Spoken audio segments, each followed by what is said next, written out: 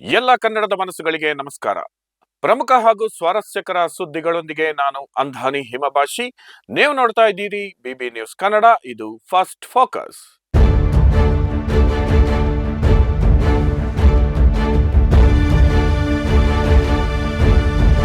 ಮೊದಲಿಗೆ first focus ಸುದ್ದಿಯ ಮುಖ್ಯಾಂಶಗಳು. ದಾಖಲೆ ಮುರಿದ ಸಿದ್ದರಾಮಯ್ಯ, ಒಳ್ಳೆಯದಾಗಲಿ ಎಂದ ಡಿಕೆ ಶಿವಕುಮಾರ್. ಜಮೀರ್ ಅಹಮದ್ಗೆ ಸಂಕಷ್ಟ, ಎಲ್ಲಿಂದ 25 ಲಕ್ಷ ಕ್ಯಾಶ್. ಆರ್ಎಸ್ಎಸ್ಗೆ ಅವಹೇಳನ ಆರೋಪ, ಖರ್ಗೆ ದಿನೇಶ್ಗೆ ಕೋರ್ಟ್ ನೋಟಿಸ್. ವಿಕೃತ ಪ್ರೇಮಿಯ ಕಾಟ, ಅಪ್ರಾಪ್ತ ಬಾಲಕಿಯ ಆತ್ಮಹತ್ಯೆ. ಸಾಯಿ ಕುಮಾರ್ಗೆ 50, ಗಿಲ್ಲಿ ನಟನ ಕರಾಮತ್ತು. ಇದೀಗ ಫಸ್ಟ್ ಫೋಕಸ್ ವಾರ್ತೆಯ ವಿವರಗಳು.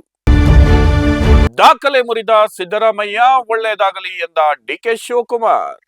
ರಾಜಕಾರಣದಲ್ಲಿ ದೀರ್ಘಕಾಲ ಮುಖ್ಯಮಂತ್ರಿಯಾಗಿ ಸೇವೆ ಸಲ್ಲಿಸಿದ ದಿವಂಗತ ದೇವರಾಜ ಅರಸು ಅವರ ದಾಖಲೆಯನ್ನ ಸಿದ್ದರಾಮಯ್ಯ ಸರಿಗಟ್ಟಿದ್ದಾರೆ.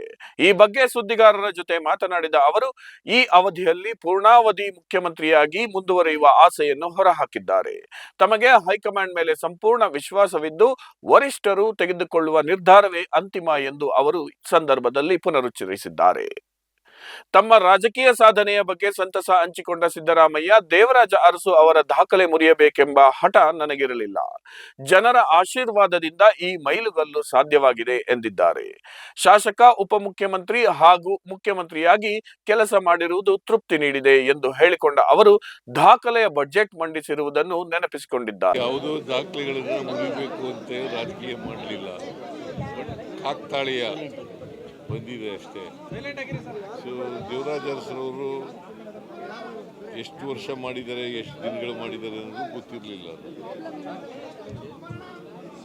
ಇವತ್ತು ದೇವರಾಜ ಅರಸರವರ ಜನರ ಆಶೀರ್ವಾದದಿಂದ ಅದನ್ನು ಮುರಿತಕ್ಕಂಥ ಅವಕಾಶ ಸಿಕ್ಕಿದೆ, ನನಗೆ ಸಮ ಮಾಡ್ತಕ್ಕಂಥ ಅವಕಾಶ ಸಿಕ್ಕಿದೆ. ನಾಳೆ ಆದರೆ ಅದು ಬ್ರೇಕ್ ಆಗುತ್ತೆ, ಗೊತ್ತಿಲ್ಲ ನನಗೆ. ನಾಳೆ ಬ್ರೇಕ್ ಆಗುತ್ತೆ. ಇದು ಪರಿಪೂರ್ಣ ಅವಧಿ ಮುಗಿಸ್ಬಿಟ್ಟು ಮತ್ತೊಂದು ದೊಡ್ಡ ಇತಿಹಾಸ ಸೃಷ್ಟಿ ಮಾಡ್ತೀರಾ? ಇದು ಪರಿಪೂರ್ಣ ಅವಧಿ ಮುಗಿಸಿ ಇತಿಹಾಸ ಸೃಷ್ಟಿ ಮಾಡ್ತೀರಾ? ಅದು ಮತ್ತೆ ಅದು ಹೈಕಮಾಂಡ್ನವ್ರು ತೀರ್ಮಾನ ಮಾಡೋದು. ಹೈಕಮಾಂಡ್ನವ್ರು ಯಾವಾಗ ತೀರ್ಮಾನ ಮಾಡ್ತಾರೆ ಅಂತ ಗೊತ್ತಿಲ್ಲ. ವಿಶ್ವಾಸ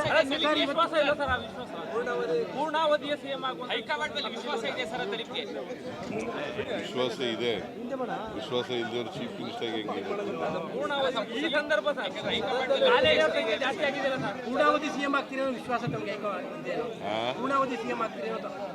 all depend upon high command's decision.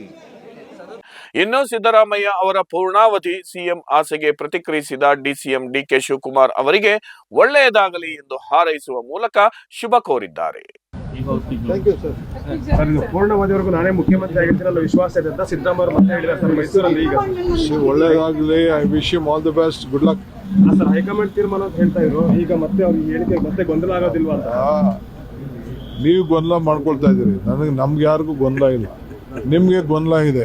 I wish you all the best, good luck. High command ಕರೆಯೋ ವಿಶ್ವಾಸ.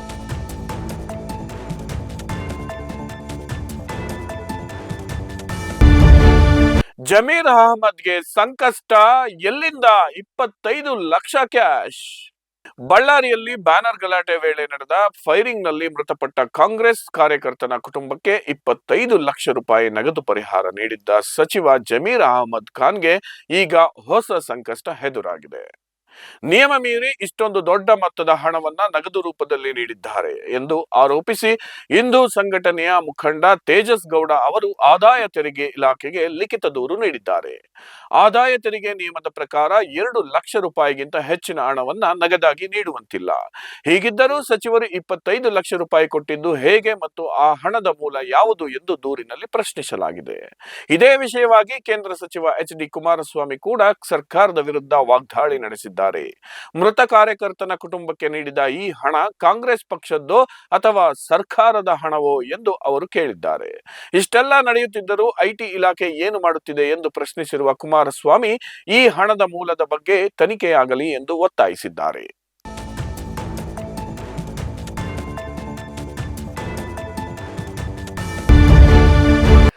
ಆರ್ಎಸ್ಎಸ್ಗೆ ಅವಹೇಳನ ಆರೋಪ, ಖರ್ಗೆ ದಿನೇಶ್ಗೆ ಕೋರ್ಟ್ ನೋಟಿಸ್. ಆರ್ಎಸ್ಎಸ್ ಕುರಿತು ಅವಹೇಳನಕಾರಿ ಹೇಳಿಕೆ ನೀಡಿದ ಆರೋಪದ ಮೇಲೆ ರಾಜ್ಯದ 2 ಪ್ರಭಾವಿ ಸಚಿವರು ಹಾಗೂ ಯುವ ಕಾಂಗ್ರೆಸ್ ನಾಯಕರಿಗೆ ಕೋರ್ಟ್ ನೋಟಿಸ್ ಜಾರಿ ಮಾಡಿದೆ. ಸಚಿವರಾದ ಪ್ರಿಯಾಂಕ್ ಖರ್ಗೆ, ದಿನೇಶ್ ಗುಂಡೂರಾವ್ ಮತ್ತು ಮೊಹಮ್ಮದ್ ಹಾರಿಸ್ ನಲ್ಪಾಡ್ ಅವರಿಗೆ ಬೆಂಗಳೂರಿನ ಮ್ಯಾಜಿಸ್ಟ್ರೇಟ್ ಕೋರ್ಟ್ ಈ ನೋಟಿಸ್ ನೀಡಿದೆ. ಆರ್ಎಸ್ಎಸ್ ಸದಸ್ಯರಾದ ತೇಜಸ್ ಎಂಬುವವರು ನೀಡಿದ ಖಾಸಗಿ ದೂರಿನ ಅನ್ವಯ ನ್ಯಾಯಾಲಯ ಈ ಕ್ರಮ ಕೈಗೊಂಡಿದ್ದು, ಪ್ರಕರಣದ ವಿಚಾರಣೆಯನ್ನ ಜನವರಿ 14ಕ್ಕೆ ಮುಂದೂಡಿದೆ. ಆರ್ಎಸ್ಎಸ್ನವರು ವಿಷಕಾರಿಗಳು, ಅವರ ಜೊತೆ ಸ್ನೇಹ ಮಾಡಬೇಡಿ ಎಂದು ಸಚಿವ ಪ್ರಿಯಾಂಕ್ ಖರ್ಗೆ ಅವರು ಸೋಷಿಯಲ್ ಮೀಡಿಯಾದಲ್ಲಿ ಪೋಸ್ಟ್ ಮಾಡಿದ್ದರು. ಅವರ ಕುಟುಂಬದವರಾಗಲಿ ಅಥವಾ ಎಷ್ಟೇ ಹತ್ತಿರದವರಾಗಲಿ ಅವರ ಸಹವಾಸ ಬೇಡ ಎಂಬ ಅರ್ಥದಲ್ಲಿ ಖರ್ಗೆ ನೀಡಿದ್ದ ಹೇಳಿಕೆ ಈಗ ಕಾನೂನು ಸಂಕಷ್ಟಕ್ಕೆ ಕಾರಣವಾಗಿದೆ. ಈ ಹೇಳಿಕೆಯಿಂದ ಆರ್ಎಸ್ಎಸ್ ಸಂಘಟನೆಗೆ ಮತ್ತು ಅದರ ಸದಸ್ಯರಿಗೆ ಅವಮಾನವಾಗಿದೆ ಎಂದು ದೂರಿನಲ್ಲಿ ತಿಳಿಸಲಾಗಿದ್ದು, ಈಗ ಈ 3 ನಾಯಕರು ನ್ಯಾಯಾಲಯಕ್ಕೆ ಉತ್ತರ ನೀಡಬೇಕಿದೆ.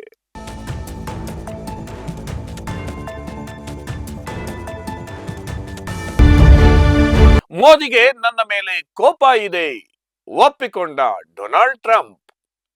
ಅಮೆರಿಕದ ಅಧ್ಯಕ್ಷ ಡೊನಾಲ್ಡ್ ಟ್ರಂಪ್ ಅವರು ಭಾರತ ಮತ್ತು ಪ್ರಧಾನಿ ನರೇಂದ್ರ ಮೋದಿ ಅವರ ಬಗ್ಗೆ ಮಹತ್ವದ ಹೇಳಿಕೆ ನೀಡಿದ್ದಾರೆ.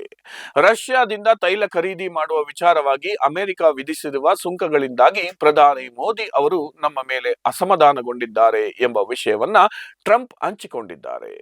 ಮೋದಿ ಅವರು ನನ್ನನ್ನು ಭೇಟಿ ಮಾಡಿದ್ದರೂ ಅವರಿಗೆ ನನ್ನ ಮೇಲೆ ಗೌರವವಿದೆ, ಆದರೆ ಸುಂಕಗಳ ವಿಚಾರದಲ್ಲಿ ಅವರು ಖುಷಿಯಾಗಿಲ್ಲ ಎಂಬುದು ನನಗೆ ಗೊತ್ತು ಎಂದು ಟ್ರಂಪ್ ಹೇಳಿದ್ದಾರೆ. ರಷ್ಯಾದಿಂದ ಭಾರತ ತೈಲ ಖರೀದಿಸುವುದನ್ನ ಈಗ ಗಣನೀಯವಾಗಿ ಕಡಿಮೆ ಮಾಡಿದೆ ಎಂದು ತಿಳಿಸಿದ ಟ್ರಂಪ್, ಭಾರತಕ್ಕೆ ಅಮೆರಿಕದಿಂದ ಪೂರೈಕೆಯಾಗಬೇಕಿರುವ ಮಿಲಿಟರಿ ಶಸ್ತ್ರಾಸ್ತ್ರಗಳ ಬಗ್ಗೆಯೂ ಮಾತನಾಡಿದ್ದಾರೆ.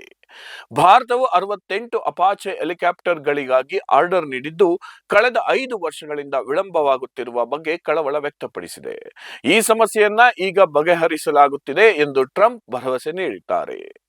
ಪ್ರಧಾನಿ ಮೋದಿ ಅವರೊಂದಿಗೆ ತಮಗೆ ಉತ್ತಮ ಸಂಬಂಧವಿದ್ದರೂ ವ್ಯಾಪಾರ ಮತ್ತು ಸುಂಕದ ವಿಷಯಗಳಲ್ಲಿ ಭಾರತದ ಹಿತಾಸಕ್ತಿಯನ್ನ ಮೋದಿ ಅವರು ಬಲವಾಗಿ ಪ್ರತಿಪಾದಿಸುತ್ತಿದ್ದಾರೆ ಎಂಬುದು ಟ್ರಂಪ್ ಅವರ ಈ ಮಾತುಗಳಿಂದ ಸ್ಪಷ್ಟವಾಗಿದೆ. I mean, I had India coming to me, sir, I've been waiting 5 years. We're changing it. We're changing it. India ordered 68 Apaches, and Prime Minister Modi came to see me. Sir, may I see you, please?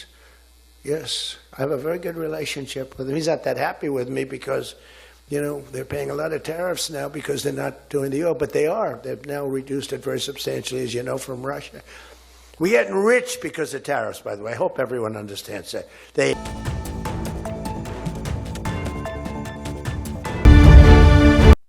ವಿಕೃತ ಪ್ರೇಮಿಯ ಕಾಟ, ಅಪ್ರಾಪ್ತ ಬಾಲಕಿಯ ಆತ್ಮಹತ್ಯೆ. ಬೆಂಗಳೂರಿನ ಅಂಚೆಪಾಳ್ಯದಲ್ಲಿ ಪ್ರೀತಿಯ ಹೆಸರಿನಲ್ಲಿ ಯುವಕನೊಬ್ಬ ನೀಡುತ್ತಿದ್ದ ಕಿರುಕುಳಕ್ಕೆ ಬೇಸತ್ತು 17 ವರ್ಷದ ಅಪ್ರಾಪ್ತ ಬಾಲಕಿ ಆತ್ಮಹತ್ಯೆ ಮಾಡಿಕೊಂಡಿದ್ದಾಳೆ. ಪ್ರಕೃತಿ ಲೇಔಟ್ ನಿವಾಸಿಯಾದ ತೇಜಸ್ವಿನಿ ಎಂಬಾಕೆಯೇ ಪ್ರಾಣ ಕಳೆದುಕೊಂಡ ದುರ್ದೈವಿ. ಕಳೆದ ಕೆಲವು ದಿನಗಳಿಂದ ಯುವಕನೊಬ್ಬ ಈಕೆಗೆ ಪ್ರೀತ್ಸೆ ಅಂತ ಬೆನ್ನು ಬಿದ್ದು ಮಾನಸಿಕವಾಗಿ ತುಂಬಾ ಕಾಟ ಕೊಡುತ್ತಿದ್ದ ಎನ್ನಲಾಗಿದೆ. ಈ ಕಿರುಕುಳ ತಾಳಲಾರದೆ ಮನನೊಂದ ಬಾಲಕಿ ತನ್ನ ಮನೆಯಲ್ಲೇ ನೇಣು ಹಾಕಿಕೊಂಡು ಆತ್ಮಹತ್ಯೆ ಮಾಡಿಕೊಂಡಿದ್ದಾಳೆ. ವಿಷಯ ತಿಳಿಯುತ್ತಿದ್ದಂತೆಯೇ ಮಾದನಾಯಕನಹಳ್ಳಿ ಪೊಲೀಸರು ಸ್ಥಳಕ್ಕೆ ಬಂದು ಪರಿಶೀಲನೆ ನಡೆಸಿದ್ದಾರೆ. ಸದ್ಯ ಬಾಲಕಿಯ ಮೃತದೇಹವನ್ನ ಪೋಸ್ಟ್ ಮಾರ್ಟಂಗಾಗಿ ನೆಲಮಂಗಲ ಸರ್ಕಾರಿ ಆಸ್ಪತ್ರೆಗೆ ಕಳುಹಿಸಲಾಗಿದೆ. ಇತ್ತ ಮಗಳ ಸಾವಿನಿಂದ ಕಂಗಾಲಾಗಿರುವ ಪೋಷಕರು ಆ ಯುವಕನ ಕಾಟವೇ ನನ್ನ ಮಗಳ ಸಾವಿಗೆ ಕಾರಣ ಎಂದು ಪೊಲೀಸರಿಗೆ ದೂರು ನೀಡಿದ್ದಾರೆ.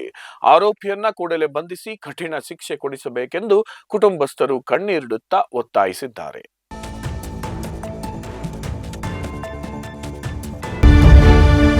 ಬಾಂಗ್ಲಾ ಆಟಗಾರ ಐಪಿಎಲ್ನಿಂದ ಔಟ್, ಮುಸ್ತಾಫಿಜುರ್ಗೆ ಪರಿಹಾರ ಸಿಗೋದು ಡೌಟ್. ಬಿಸಿಸಿಐ ಸೂಚನೆ ಮೇರೆಗೆ ಕೋಲ್ಕತ್ತಾ ನೈಟ್ ರೈಡರ್ಸ್ ತಂಡದಿಂದ ಬಾಂಗ್ಲಾದೇಶದ ವೇಗಿ ಮುಸ್ತಾಫಿಜುರ್ ರೆಹಮಾನ್ ಅವರನ್ನ ಬಿಡುಗಡೆ ಮಾಡಲಾಗಿದ್ದು, ಅವರಿಗೆ ಯಾವುದೇ ಹಣಕಾಸಿನ ಪರಿಹಾರ ಸಿಗುವ ಸಾಧ್ಯತೆ ತೀರಾ ಕಡಿಮೆ ಎನ್ನಲಾಗಿದೆ. ಇತ್ತೀಚೆಗೆ ನಡೆದ ಐಪಿಎಲ್ ಹರಾಜಿನಲ್ಲಿ ಕೆಕೆಆರ್ ತಂಡ ಇವರನ್ನು 9.20 ಕೋಟಿ ರೂಪಾಯಿಗೆ ಖರೀದಿಸಿತ್ತು. ಆದರೆ ಭಾರತೀಯ ಕ್ರಿಕೆಟ್ ಮಂಡಳಿಯ ಸುತ್ತಮುತ್ತಲಿನ ಬೆಳವಣಿಗೆಗಳ ಕಾರಣ ನೀಡಿ ಇವರ ಒಪ್ಪಂದವನ್ನು ರದ್ದುಗೊಳಿಸಲು ಸೂಚಿಸಿದೆ. ಇದಕ್ಕೆ ಆಕ್ರೋಶ ವ್ಯಕ್ತಪಡಿಸಿರುವ ಬಾಂಗ್ಲಾದೇಶ ಕ್ರಿಕೆಟ್ ಮಂಡಳಿಯು ಭಾರತವು ಆಟಗಾರರಿಗೆ ಸುರಕ್ಷಿತವಲ್ಲ ಎಂದು ಆರೋಪಿಸಿದೆ. ಅಲ್ಲದೆ ಮುಂಬರುವ T20 ವಿಶ್ವಕಪ್ ಪಂದ್ಯಗಳನ್ನು ಭಾರತದಿಂದ ಶ್ರೀಲಂಕಾಕ್ಕೆ ಸ್ಥಳಾಂತರಿಸಬೇಕು ಎಂದು ಒತ್ತಾಯಿಸಿದೆ. ಇನ್ನು ಮುಸ್ತಾಫಿಜುರ್ ಅವರು ಯಾವುದೇ ತಪ್ಪು ಮಾಡದಿದ್ದರೂ ಅಥವಾ ಗಾಯಗೊಳ್ಳದಿದ್ದರೂ ತಂಡದಿಂದ ಹೊರಬಿದ್ದಿರುವುದರಿಂದ ಅಸ್ತಿತ್ವದಲ್ಲಿರುವ ವಿಮಾ ನಿಯಮಗಳ ಅಡಿಯಲ್ಲಿ ಅವರಿಗೆ ಯಾವುದೇ ಹಣ ಸಿಗುವುದಿಲ್ಲ. ಸಾಮಾನ್ಯವಾಗಿ ಗಾಯಗೊಂಡ ಆಟಗಾರರಿಗೆ ಮಾತ್ರ ವಿಮೆಯ ಮೂಲಕ ಹಣ ಪಾವತಿಸಲಾಗುತ್ತದೆ. ಆದರೆ ಈ ಪ್ರಕರಣದಲ್ಲಿ ಕೆಕೆಆರ್ ತಂಡ ಅವರಿಗೆ 1 ಪೈಸೆಯನ್ನು ನೀಡಲು ಬದ್ಧವಾಗಿಲ್ಲ ಎಂದು ಮೂಲಗಳು ತಿಳಿಸಿವೆ.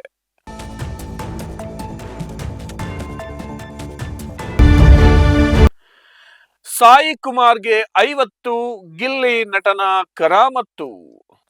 ಆಕ್ಷನ್ ಪ್ರಿನ್ಸ್ ಧ್ರುವ ಸರ್ಜಾ ಅವರು ಇದೀಗ ನಿರ್ದೇಶಕ ಚಂದ್ರಶೇಖರ್ ಬಂಡಿಯಪ್ಪ ಅವರ ಚೌಕಿದಾರ್ ಸಿನಿಮಾದ ಬಿಡುಗಡೆಯ ದಿನಾಂಕವನ್ನ ಘೋಷಿಸಿದ್ದಾರೆ. ಪೃಥ್ವಿ ಅಂಬಾರ್ ಮತ್ತು ಧನ್ಯ ರಾಮ್ ಕುಮಾರ್ ಮೊದಲ ಬಾರಿಗೆ ಜೋಡಿಯಾಗಿ ನಟಿಸಿರುವ ಈ ಸಿನಿಮಾ ತಂದೆ ಮಗನ ಬಾಂಧವ್ಯದ ಕಥೆಯನ್ನೊಳಗೊಂಡ ಫ್ಯಾಮಿಲಿ ಎಂಟರ್ಟೈನರ್ ಆಗಿದೆ. ವಿಶೇಷವೆಂದರೆ ಹಿರಿಯ ನಟ ಸಾಯಿ ಕುಮಾರ್ ಚಿತ್ರರಂಗದಲ್ಲಿ 50 ವರ್ಷಗಳನ್ನು ಪೂರೈಸುತ್ತಿರುವ ಸಂಭ್ರಮದ ಸಂದರ್ಭದಲ್ಲಿ ಈ ಚಿತ್ರದಲ್ಲಿ ಒಂದು ಮುಖ್ಯ ಪಾತ್ರದಲ್ಲಿ ಕಾಣಿಸಿಕೊಂಡಿದ್ದಾರೆ. ಈ ಚಿತ್ರದಲ್ಲಿ ಶ್ವೇತಾ ಸುಧಾರಾಣಿ ಹಾಗೂ ಗಿಲ್ಲಿ ನಟ ಪ್ರಮುಖ ಪಾತ್ರಗಳಲ್ಲಿದ್ದು, ಸಚಿನ್ ಬಸ್ರೂರ್ ಅವರ ಸಂಗೀತ ಈ ಸಿನಿಮಾಗಿದೆ. ಕಲ್ಲಹಳ್ಳಿ ಚಂದ್ರಶೇಖರ್ ನಿರ್ಮಿಸಿರುವ ಈ ಚಿತ್ರಕ್ಕೆ ಸೆನ್ಸಾರ್ ಮಂಡಳಿಯು ಈಗಾಗಲೇ UA ಪ್ರಮಾಣ ಪತ್ರ ನೀಡಿದೆ. ಸಾಹಸ ಮತ್ತು ಭಾವನಾತ್ಮಕ ಸನ್ನಿವೇಶಗಳಿಂದ ಕೂಡಿದ ಚೌಕಿದಾರ್ ಸಿನಿಮಾ ಸದ್ಯದಲ್ಲೇ ತೆರೆಗೆ ಬರಲು ಸಜ್ಜಾಗಿದೆ.